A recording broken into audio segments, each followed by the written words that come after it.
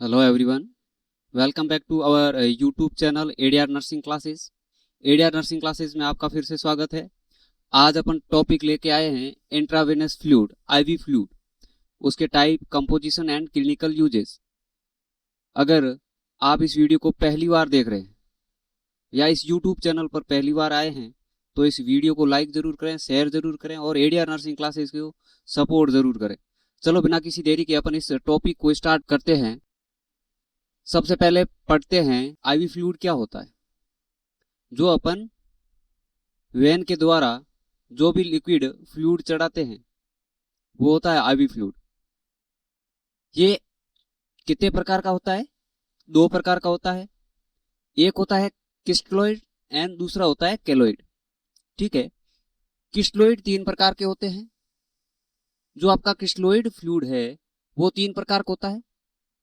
क्रिस्टलोइड जो फ्लूइड है उसमें क्या है, छोटे मॉलिक्यूल्स होते हैं जो क्या है, जो सेमी प्रीमिएबल मेम्ब्रेन है, जो सेमी प्रीमिएबल मेम्ब्रेन है उसको आसानी से पार कर जाते हैं और सेल तक आराम से पहुंच जाते हैं।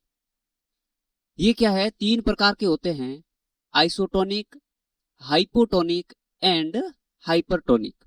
कितने प्रकार के होते हैं? तीन प्रकार के होते हैं, isotonic, hypotonic and hypertonic.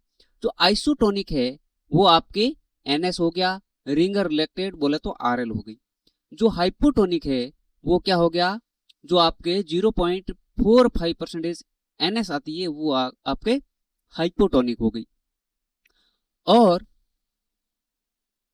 Hypertonic, hypertonic क्या हो गया, आपके 3% जो एनएस आती है या फिर आप डी 5% या और जो डीएनएस है ये आपके हाइपरटोनिक हो गए। और डीएनएस है वो एक आइसोटोनिक की तरह काम करती है, जो आइसोटोनिक है उसकी तरह काम करती है, क्योंकि जो डीएनएस है वो बॉडी के अंदर जाती है, जो डेक्सट्रोज है एब्जॉर्ब हो जाता है, बाकी रिमेनिंग एनएस रहती है वो एक आइसोटोनिक के रूप में काम करती है। और एक ध्यान रखना हमेशा, आप जो डिस्टिल वाटर पुश करते हो ना, ये मेरे को कमेंट सेक्शन में बताओगे, जो आप डिस्टिल वाटर पुश करते हो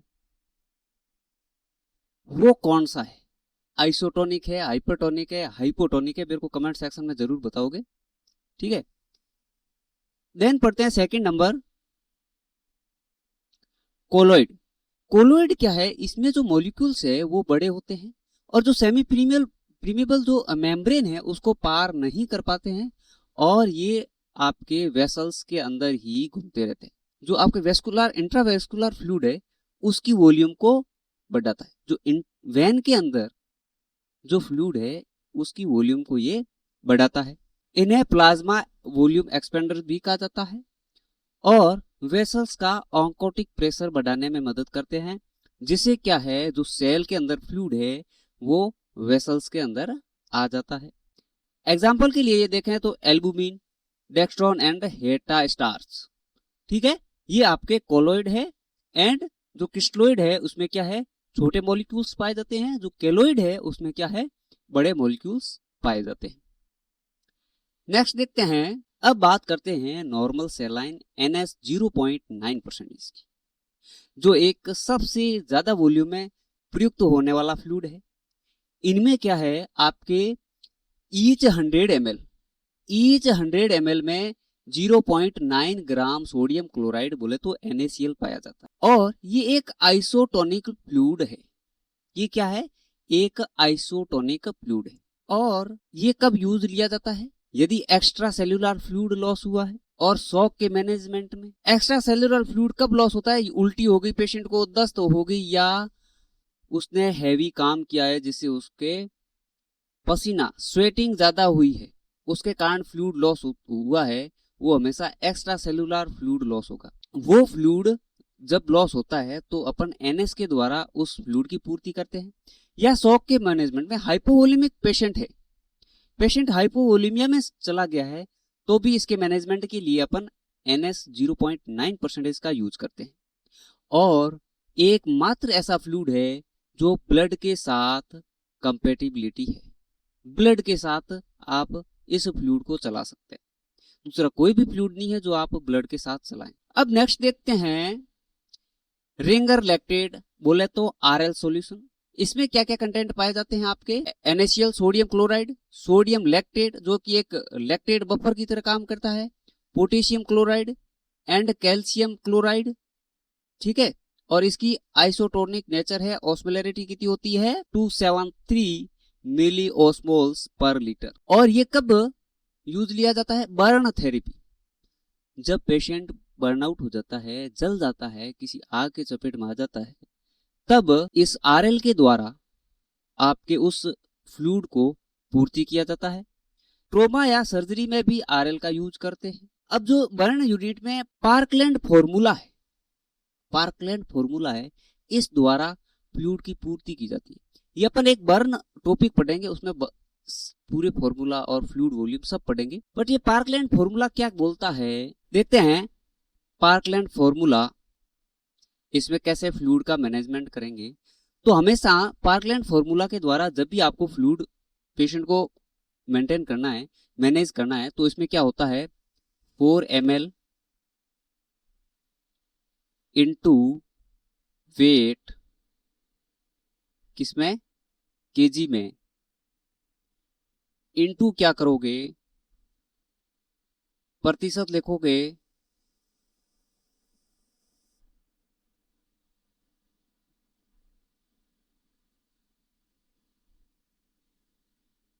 टीबीएसए। टीबीएसए का मतलब क्या हो गया, टोटल बर्न सरफेस एरिया। माना कि एक मरीज है, उसका शरीर जल गया है, तो उसका 4 ml और उसका वेट है 10 kg, ठीक है, 10 kg, और उसका टोटल जो 50% आपका शरीर उसका जल गया है, तो जो वॉल्यूम आ रही है ml फ्लूइड आ जाएगा। 2000 ml फ्लूइड आ गया। अब ये फ्लूइड जितना आया है, इसका हाफ फ्लूइड आप विद इन 8 आवर के अंदर दोगे, विद इन 8 आवर के अंदर दोगे। और जो नेक्स्ट फ्लूइड है, नेक्स्ट हाफ फ्लूइड है, वो आप विद इन 16 आवर के अंदर दोगे, ठीक है, विद इन 16 आवर के अंदर दोगे। ये पूरा अपन डिटेल में बर्न टॉपिक के अंदर पढ़ेंगे। ये पार्कलैंड फॉर्मूला आया, ये पार्कलैंड फॉर्मूला। और आरएल क्या करता है, मेटाबॉलिक एसिडोसिस को भी ठीक करता है। कैसे, क्योंकि आरएल के अंदर लैक्टेट होता है, लैक्टेट लीवर के अंदर जाता है और बाइकार्बोनेट में बदल जाता है, ठीक है, जिससे क्या है एसिडिटी ठीक होती है। अब नेक्स्ट देखते हैं डेक्सट्रोज, जिसे अपन डेक्सट्रोज नॉर्मल सेलाइन डीएनएस बोलते हैं। डीएनएस के अंदर क्या कंपोनेंट्स होते हैं, 5% आपके डेक्सट्रोज होता है पर 100 ml में, और पर 100 ml में 0.9 ग्राम आपका एनएस होता है। यह हमेशा एक आइसोटोनिक की जैसा व्यवहार करता है, आइसोटोनिक की तरह ही व्यवहार करता है। क्यों, क्योंकि इसमें जो आपका ग्लूकोज है वो मेटाबोलाइज होता है, बॉडी के अंदर एंटर करते ही वो मेटाबोलाइज हो जाता है, और पीछे जो फ्लूइड बचता है वो आपका प्लेन एनएस बचता है, वो आपका आइसोटोनिक की तरह व्यवहार करता है। इसको कब यूज लेते हैं, डिहाइड्रेशन हो गया है मरीज को, या उसको एनर्जी कम फील हो रही है, या इंसुलिन का शॉक, बोले तो हाइपोग्लाइसीमिया में है पेशेंट, तो ये यूज लोगे उसको मेंटेन करने के लिए, ठीक है। और कभी भी डीएनएस को डायबिटिक पेशेंट में नहीं देना है, क्योंकि यदि डायबिटिक पेशेंट को दोगे, उसके ऑलरेडी बॉडी में ग्लूकोज की मात्रा अधिक है और आप और ज्यादा उसको ग्लूकोज को बढ़ाने का काम कर रहे हैं। तो ये ध्यान रखें, डीएनएस को डायबिटिक पेशेंट में ना दें। अब बात करते हैं डेक्सट्रो सॉल्यूशन की, D5% एंड D10% की। इनमें क्या है, यदि D5% है तो उसमें आपके पर 100 ml में 5 ग्राम डेक्सट्रोज होगा, जो कि एक आइसोटोनिक है। और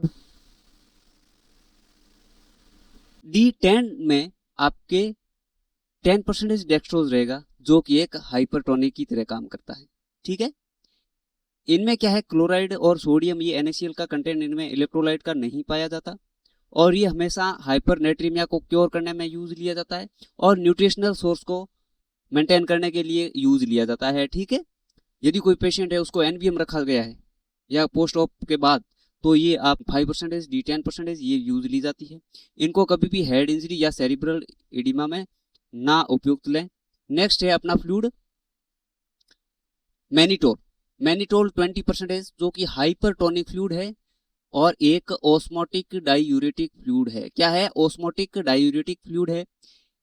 ये क्या है? 100 ml में 20 ग्राम मैनिटोल, जो कि एक प्रकार का ग्लूकोज एल्कोहल है, शुगर एल्कोहल है। ठीक है, जो कि एक हाइपरटोनिक ऑस्मोटिक डाइयूरेटिक की तरह काम करता है, जो कि दो काम करता है। ठीक है, क्या करता है? दो काम करता है।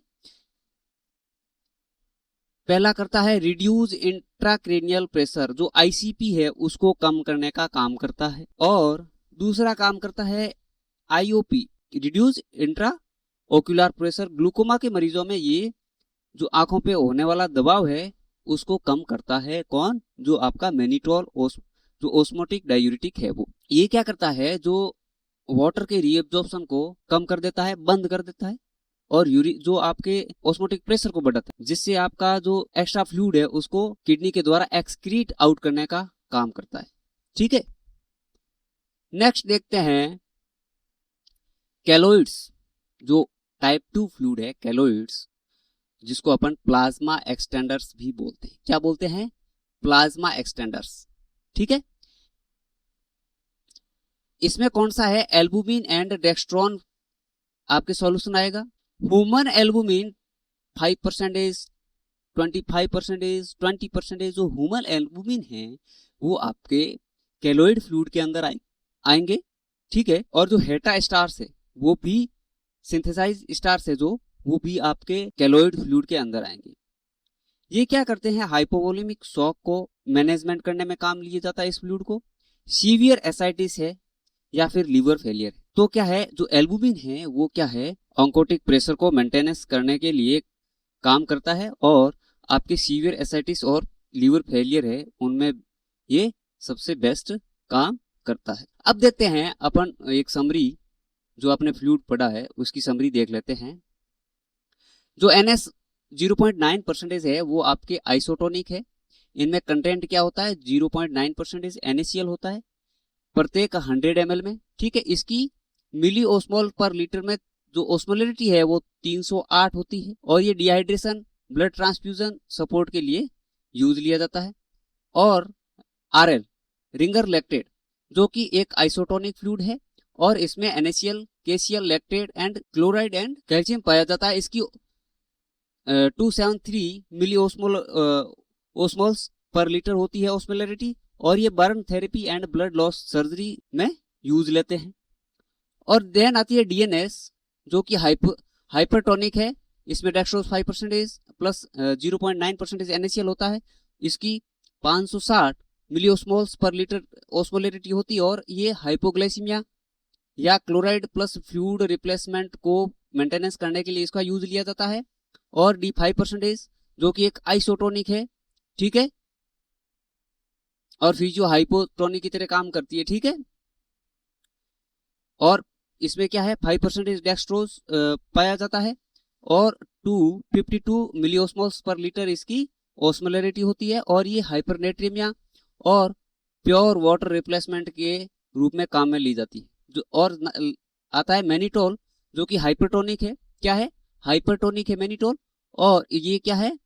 20 ग्राम मैनिटोल इन 100 ml वाटर के अंदर होता है, और इसकी जो आपकी ओस्मोलरिटी है वो 1098 ओस्मोल्स पर लीटर होती है। ये क्या करता है? रिड्यूस इडिमा एंड ICP और IOP को कम करने का काम करता है। ये एज ए ओस्मोटिक डायूरेटिक की तरह है। अब बात करते हैं नेक्स्ट IV फ्लो रेट की। IV फ्लो रेट कैसे कैलकुलेट करते हैं अपन? इसमें क्या है? एक फॉर्मूला काम करता है। ये formula volume into drop factor, बोले तो ड्रिप फैक्टर या ड्रॉप फैक्टर, अपन करोगे आप टाइम इन मिनट को, और आपका जो ड्रॉप्स पर मिनट आ जाएगा। यदि 500 ml का फ्लूइड है, इंटू आप GTT ले रहे हो 10, और आप 1 आवर का टाइम ले रहे हो, उसमें 60 मिनट हो गए तो 60 मिनट का भाग दे दोगे तो आपका जीटीटी आ जाएगा 83.3 जीटीटी पर मिनट, ड्रॉप्स पर मिनट। और आईवी फ्लूइड कैलकुलेशन में ड्रॉप फैक्टर कैसे काम करता है? आईवी सेट, जो नॉर्मल आईवी सेट है वो आपका 20 drop, normal IV set 20 drop पर एमएल के यूज में होता, पर एमएल होती है, ठीक है। और जो बीटी सेट है, बीटी सेट में 10 ड्रॉप पर एमएल में, सॉरी पर एमएल है 10 ड्रॉप पर एमएल और 20 ड्रॉप पर एमएल। और पीडिया जो माइक्रो आईवी सेट होता है तो उसमें 60 ड्रॉप पर एमएल, एक एमएल में 60 ड्रॉप होती है, ठीक है। और ड्रॉप को जीटीटी में लिखते हैं, जीटीटी, ये हो गया आपकी सिंगल ड्रॉप, ठीक है। और जीटीटीएस लग गया तो ये हो गया आपके मल्टीपल ड्रॉप, ठीक है। और ये जो आपका जीटीटी है ये लैटिन लैंग्वेज के गुट्टा शब्द से आया है। लैटिन भाषा में एक ड्रॉप को गुट्टा बोलते हैं और मल्टीपल ड्रॉप्स है तो उसको बोलते हैं लैटिन वर्ड में गुट्टी। क्या बोलते हैं? गुट्टी। आपको ये लैटिन वर्ड याद रखना है, ठीक है। ये जीटीटी है वो लैटिन शब्द से लिया गया है, ओके। और आप हमेशा मैक्रो ड्रिप सेट है उसमें 10, 15, 20 ड्रॉप का वेरिएशन रहता है आपका। और जो माइक्रो ड्रिप है उसमें 60 ड्रॉप्स पर एमएल। मतलब ये मैक्रो जो आईवी सेट है जैसे बीटी सेट हो गया उसमें 10 ड्रॉप पर एमएल, एक एमएल में 10 ड्रॉप हो जाएगी। और जो आप नॉर्मल आईवी सेट यूज करते हैं जो मैक्रो होता है उसमें 20 ड्रॉप पर एमएल, एक एमएल में 20 ड्रॉप हो जाएगी। और जो माइक्रो आईवी सेट है जो अपन पीडीएम में यूज लेते हैं उनमें एक एमएल में 60 ड्रॉप होगी, ठीक है। और एक हमेशा स्टार पॉइंट करके आप ध्यान रखना कि फ्लूइड की गलत कैलकुलेशन, फ्लूइड ओवरलोड हो सकता है या फिर मरीज सीवियर डिहाइड्रेशन हो सकता है। ये था फ्लूइड। अब एज ए नर्सिंग प्रोफेशन आप क्या ध्यान रखोगे कि एक नर्स, प्रोफेशनल नर्स होने का क्या धर्म है, क्या जिम्मेदारी है, ठीक है। इसमें आपको ये ध्यान रखना है फ्लूइड ओवरलोड मॉनिटरिंग, कभी भी आपको फ्लूइड ओवरलोड नहीं करना है, नहीं अंडरलोड करना है, नहीं ओवरलोड करना है।